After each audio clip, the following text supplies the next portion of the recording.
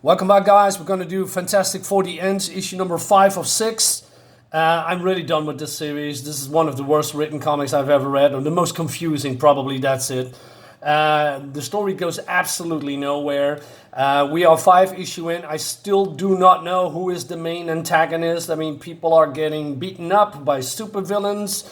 They're fighting robots. They're going from planet to planet, and I thought, okay, but who is the big mystery guy or person or entity behind all this, right? Because suddenly, I know Earth is in danger. I still don't know. I still don't know.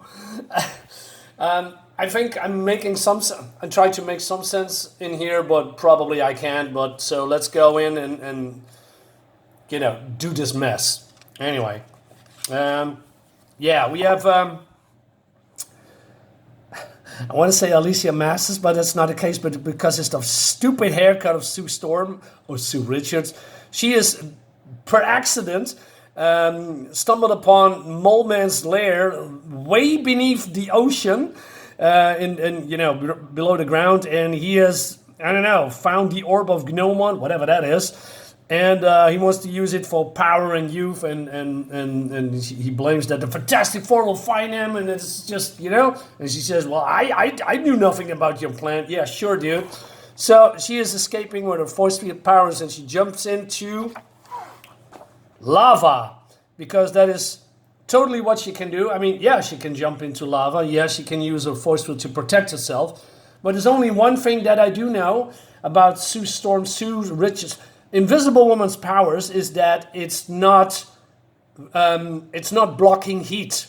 Heat is coming through, and there's, lava is very, very, very hot, and she doesn't have any protective clothes on. You can say, well, Marinus, she has this unstable molecules costume on. Yeah, but not on her face, right? I mean, and she is here to take the orb because she is, I don't know, looking for many, many years, and now she's by accident stumbled upon it.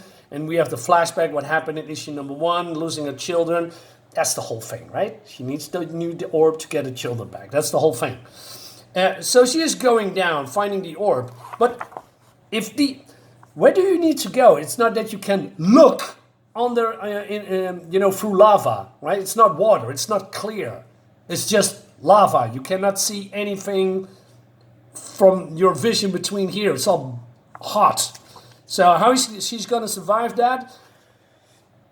Well, let me come back to that a little bit later. So here on Fantastic Asteroid, that's how I call it, we have Ronan the Accuser and the Shi'ar Empire. I don't know, talking about cosmic distortions, etc. And Ronan wants power. I don't know what the significance is of the cosmic distortions, what it actually does, and what power it holds. It's not being explained, but it's more like a plot device to move the plot further.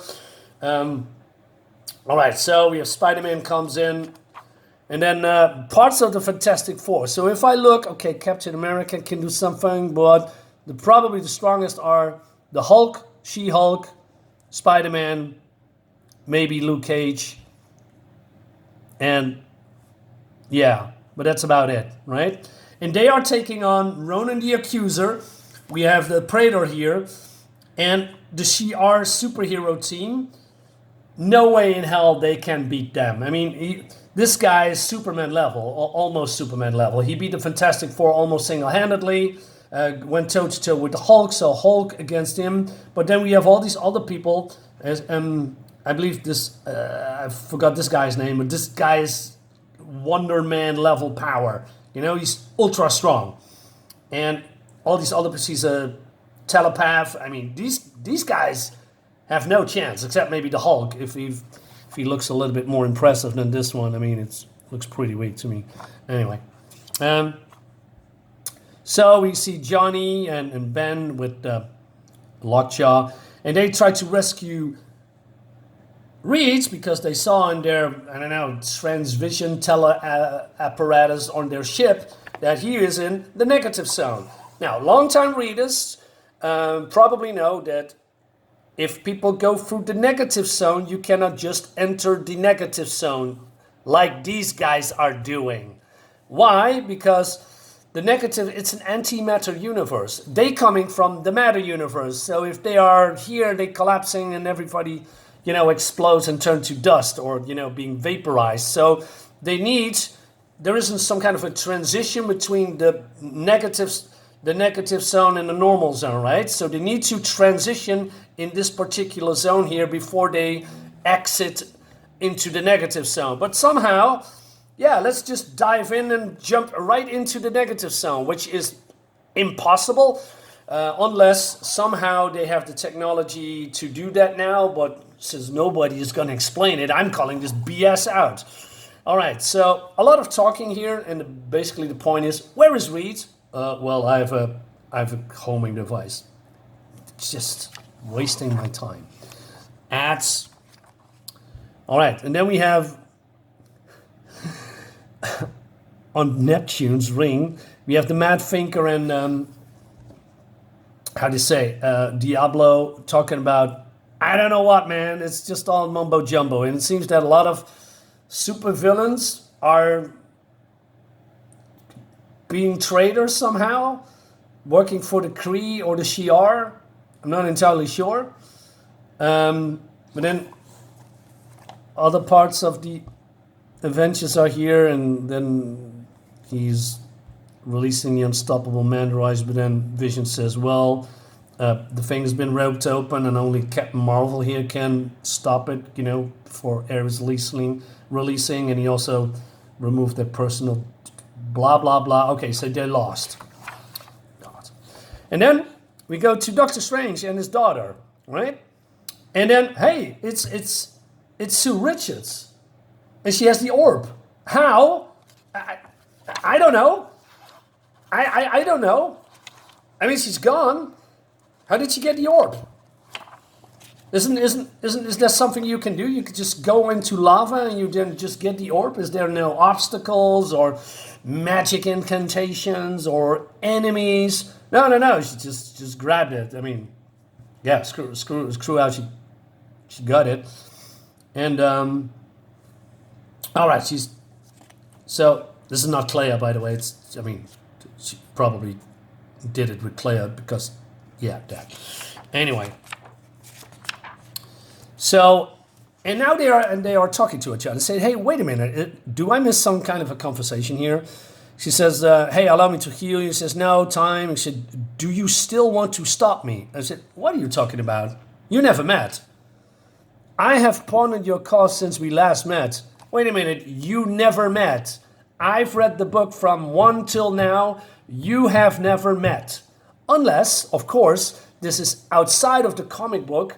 And the writer thinks, okay, let's just put it in here and then you have to accept it. So these two have made some kind of an agreement with each other, all right? And she talks to Stephen and says, have you revised your judgment? He says, I made no judgment. I advise you of the dangers, yada, yada, yada. And she says, will you help me? If I refuse, would you attempt to use the orb yourself? And she says, yes.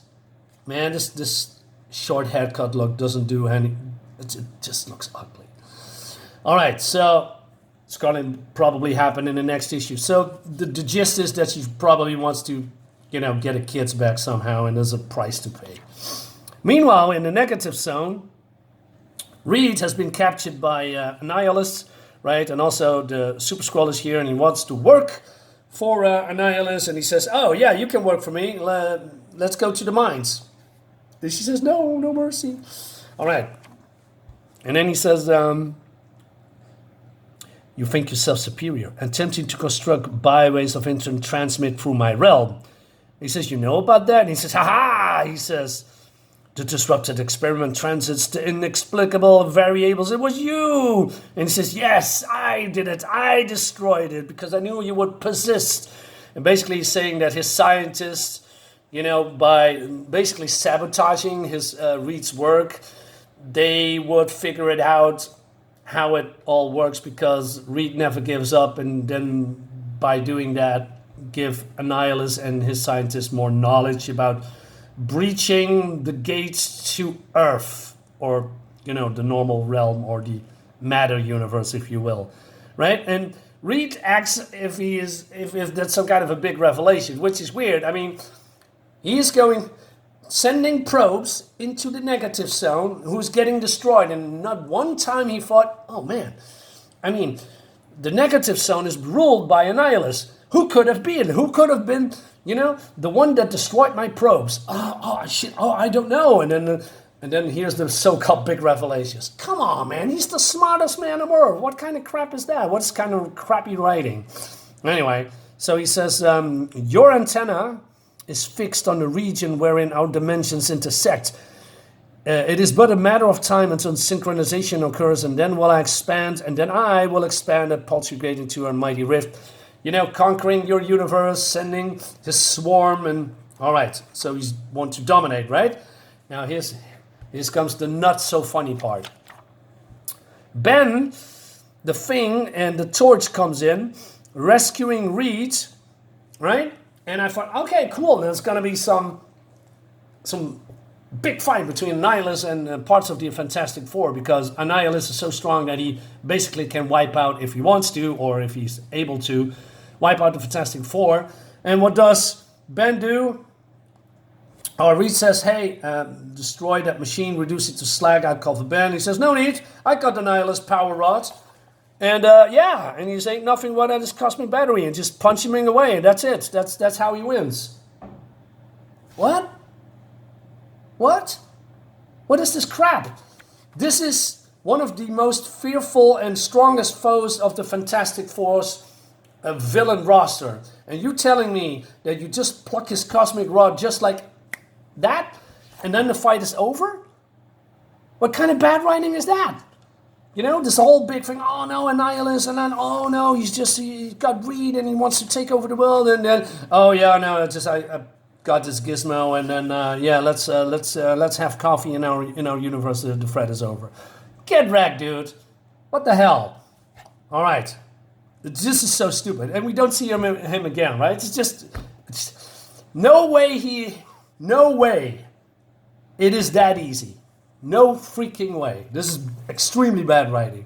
Meanwhile, somehow the parts of the Avengers are still holding on, although they are massively outclassed, but still, I don't know, I don't see them getting their ass kicked, but anyway. So Matt says, hey, I heard a surfboard. So the rest of the, help is coming with the Inhumans and Surfer, and then it turns the tide. Yeah, how extremely lucky.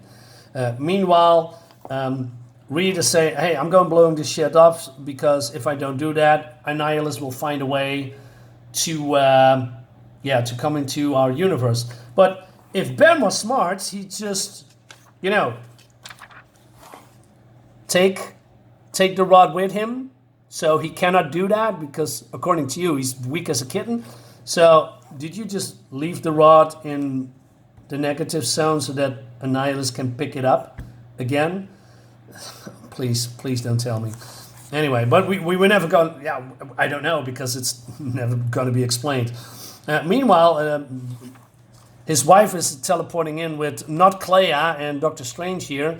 And I don't know, she just uses her force field to pin them down.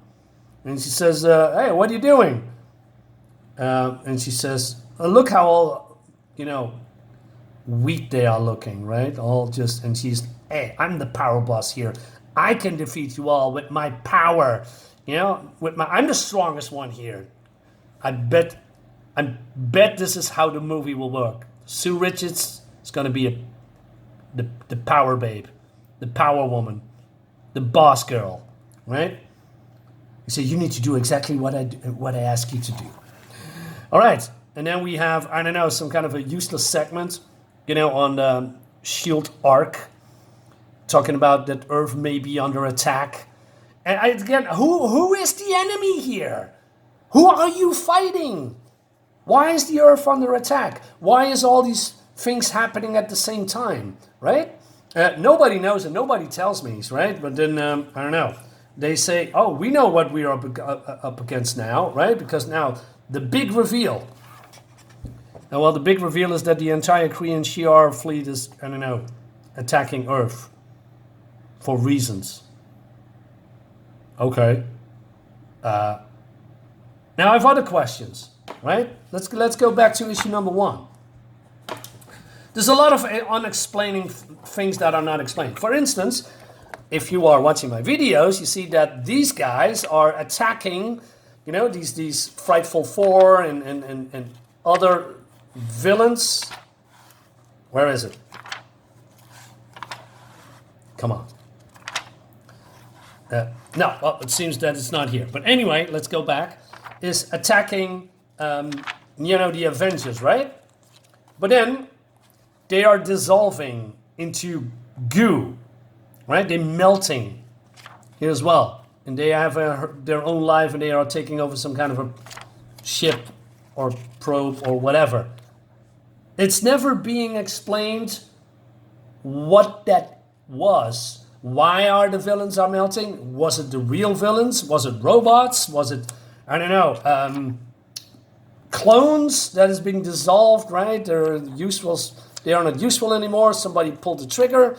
I do not know. It's not being explained, but, you know, like I said, it's such a bad writing. It's just, like I said, the writer thinks, oh man, I got some fantastic idea, and then we're not going to follow up explaining what's actually happened. But you have to take my word for it, right? I mean, forget about what's happening in issue number 1 with the villains, you know, that they are melting. No, it's just a plot armor, you know, forget about this, you know.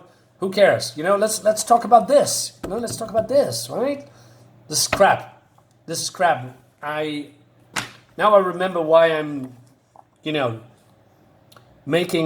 having, you know, made a channel years ago to expose crap like this.